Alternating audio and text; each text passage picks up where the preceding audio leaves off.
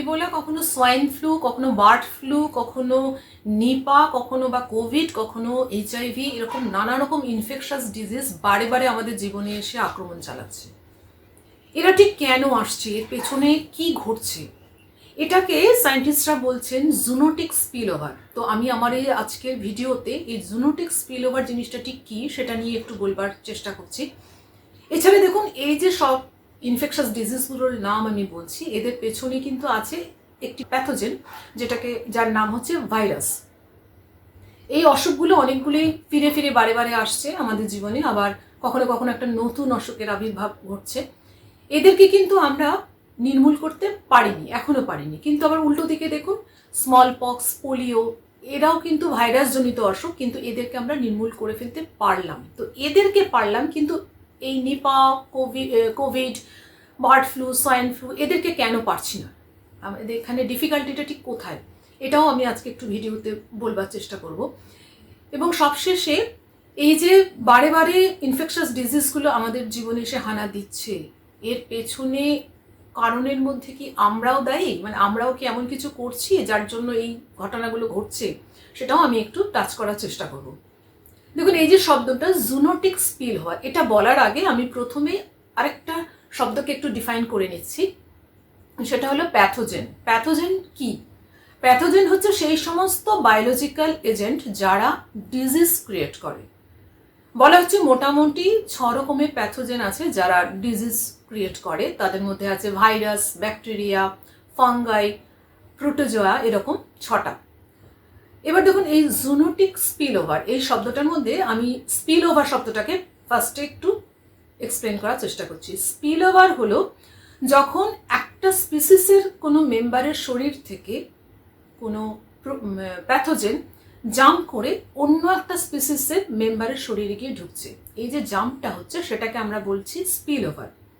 আর যখন একটা নন হিউম্যান অ্যানিম্যালের শরীর থেকে একটা প্যাথোজেন জাম্প করে হিউম্যানের শরীরে গিয়ে ঢুকলো এবং সেখানে ইনফেকশাস ডিজিজ ক্রিয়েট করলো এবং এমনকি মৃত্যুও ঘটিয়ে দিল, তখন এই অসুখটাকে আমরা বলছি জুনোসিস। আর এই যে জাম্পটা হলো নন হিউম্যান অ্যানিম্যালের শরীর থেকে হিউম্যানের শরীরে, এই জাম্পটাকে আমরা বলছি zoonotic spill over. Zoonotic spill ওভারের অনেক এক্সাম্পল আছে, তার মধ্যে একটা, যেমন ধরুন এই যে এইচআইভি ভাইরাস, সেটা কিন্তু শিম্পাঞ্জির শরীর থেকে আমাদের শরীরে এসছে। আবার আরেকটা অসুখ যেটা আমাদের খুব মানে একদম ঘরের মধ্যে ঘটে যায় অনেক সময়, সেটা হচ্ছে র্যাবিস। যখন আমাদের ডোমেস্টিকেটেড অ্যানিমেল, তাদের মধ্যে যদি র্যাবিস ভাইরাস থাকে, তারা যদি আমাদের কামড়ায়, তাহলে এই র্যাবিস ভাইরাসটা তাদের শরীর থেকে আমাদের শরীরে জাম্প করলো, তখন আমরা এটাকেও জুনোটিক স্পিল ওভার বলবো।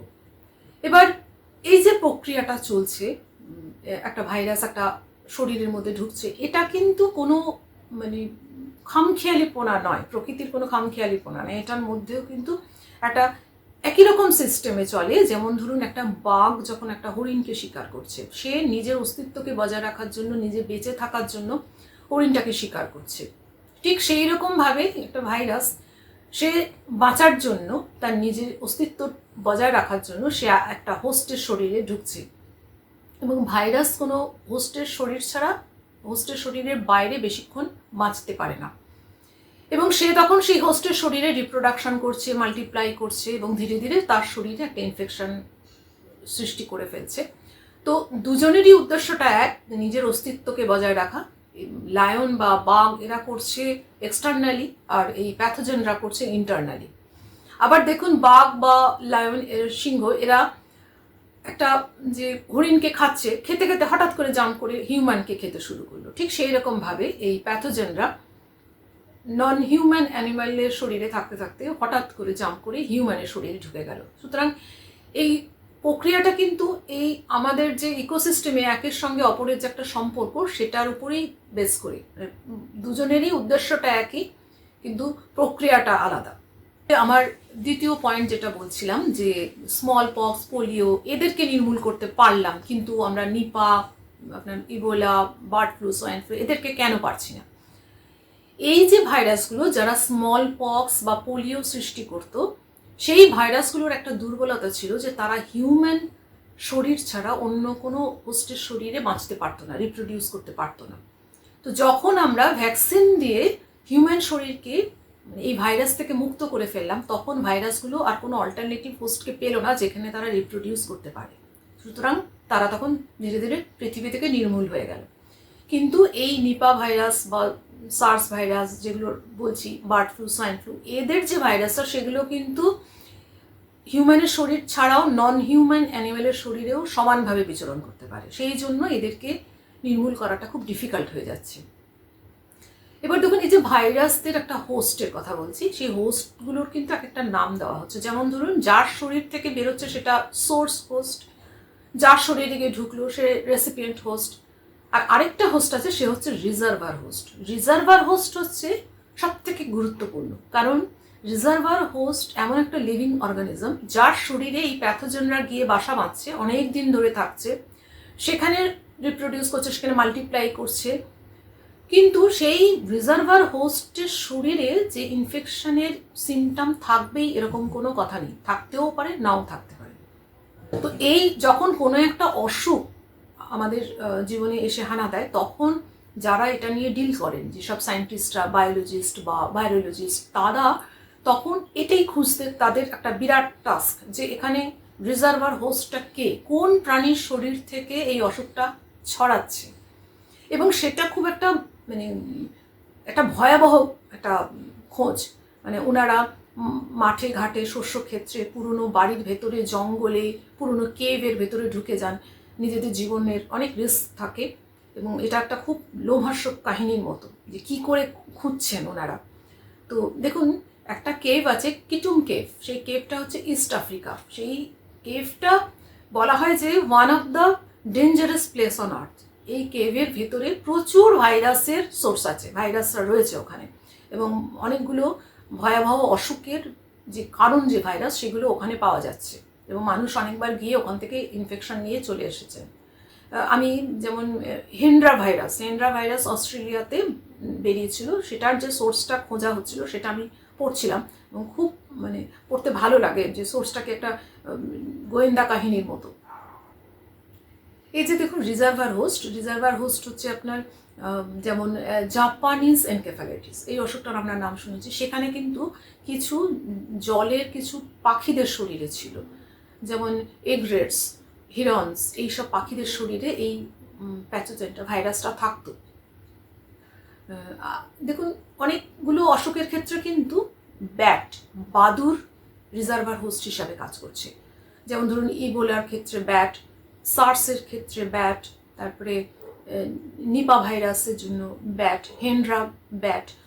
তো এই ব্যাটের শরীরে ওদের এমন একটা ইমিউন সিস্টেমের একটা ক্যাপাসিটি আছে, এবং আরও অনেক কিছু ফ্যাক্টর রয়েছে, যেমন বডি টেম্পারেচার, মেটাবলিজম, এগুলো একটা প্যাথোজেনকে হোল্ড করে রাখার জন্য খুব সুইটেবল, এবং সেই জন্য ওদের শরীরে অনেক সময় অনেকগুলো প্যাথোজেন বাসা করে, এবং তারা একটা রিজার্ভার হোস্ট হিসেবে কাজ করে। তো তারা নিজেরা ইচ্ছে করে করে না, কিন্তু অনেক সময় এটা হয় যে আমরা তাদেরকে এত ডিস্ট্রাক্ট করে ফেলছি যে তারা আমাদের সংস্পর্শে চলে আসতে বাধ্য হচ্ছে, তখন তাদের শরীর থেকে আমাদের শরীরে প্যাথোজেনরা ঢুকে যাচ্ছে। কেন বলছি, যেমন ধরুন যে নিপা ভাইরাসটা ফার্স্ট যখন মালয়েশিয়াতে দেখা গেল, তখন সেই নিপা ভাইরাসটা ফার্স্টে পিগসদের মধ্যে দেখা গেল। ওরা যখন ইনফেক্টেড হলো, তখন পিগসদের ফার্মে যে মানুষরা কাজ করতেন তাদের শরীরে ভাইরাসটা ঢুকলো, তাদের ইনফেকশাস ডিজিজটা শুরু হলো। তো তখন সায়েন্টিস্টরা আবার সেটাকে খোঁজা শুরু করলেন যে এখানে কোন রিজার্ভার হোস্ট থেকে, কোন সোর্স থেকে ভাইরাসটা আসছে, এবং খুঁজতে খুঁজতে দেখা গেল যে বাদুর, ব্যাট এটার সোর্স। তখন যেটা হয়েছিল, সেই সময় ওইখানে প্রচুর ফরেস্টকে ডিস্ট্রয় করে ফেলা হয়েছিল, এবং তখন ওখানে অনেক কিছু ফলের গাছ ছিল, সেগুলোকে কেটে ফেলা হয়। তখন বাদুররা বাধ্য হয়ে সেই সব জায়গাগুলোকে ছেড়ে এই পিগ ফার্মে এসে হাজির হয়, কারণ সেই পিগ ফার্মে প্রচুর ফলের গাছ ছিল। তারা যখন সেই ফলগুলোকে খাচ্ছে, খেয়ে মাটিতে ফেলছে, এবং তারা মলমূত্র ত্যাগ করছে, সেগুলো পিগসরা খাচ্ছে, তখন পিগসের শরীরে জানটা ঢুকছে, এবং সেখান থেকে হিউম্যানের শরীরে চলে গেল।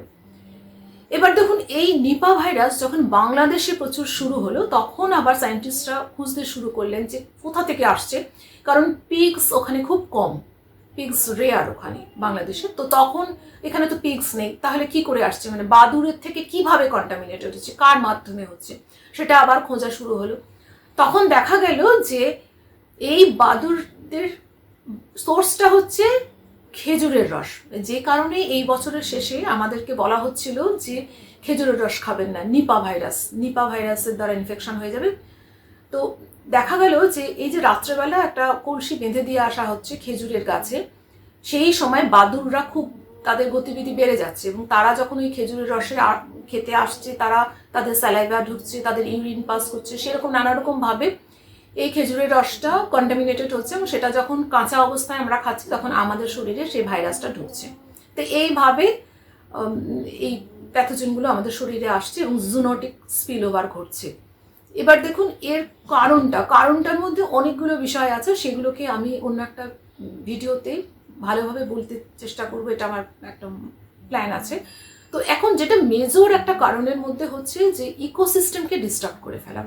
যখনই আমরা গাছপালা কেটে ফেলছি, অনেক প্রাণীরা মারা যাচ্ছে, তখনই কিন্তু এই ধরনের রোগের আশঙ্কা আরও বেড়ে যাচ্ছে এবং সায়েন্টিস্টরা বলছেন যে যদি আমরা নিজেদেরকে না শুধরাই তাহলে কিন্তু এই অসুখগুলো ভবিষ্যতে আরও বাড়বে। যাই হোক, আজকে আমার এই ভিডিওটা এই পর্যন্তই। ভালো লাগলে লাইক, কমেন্ট, শেয়ার করবেন এবং সাবস্ক্রাইব করে দেবেন। ভালো থাকবেন, নমস্কার।